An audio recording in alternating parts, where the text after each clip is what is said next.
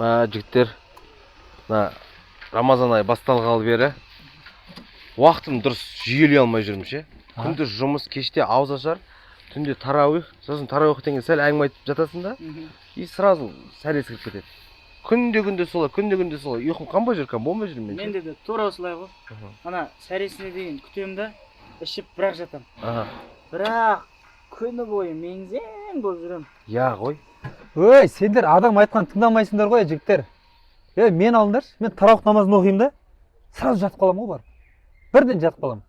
Сөйтемін, таң намазын оқырмын да, спокойно жүре беремін. Жұмысқа келіп міне қазір болдырым көрдіңдер ғой, шаршап тұрған жоқпын да. Ондай да бола ма не?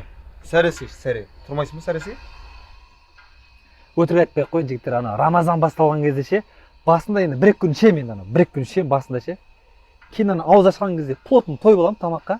Сонымен жүре беремін 30 күн бойы. Білмеймін, шаршамаймын. Сүйсек те болады екен ғой, Неғып білмегенбіз біз? Ұйқы қанбай.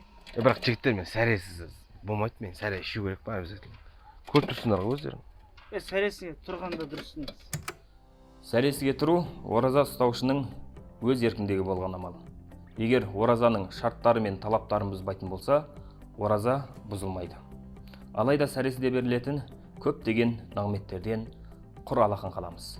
Өйткені пайғамбарымыз саллаллаху алейхи уассалам сәресіге байланысты көптеген хадистерді айтады. Соның бірі Сағид ибн әл-Худридан жеткен хадисте сәресіні жасаңдар, яғни сәресі ішіңдер, өйткені ода көптеген береке бар дейді. Егер кімде-кім сәресіге тұрып сәресіні ішетін болса, онда Аллах тағала және періштелер оған салауат айтады деген.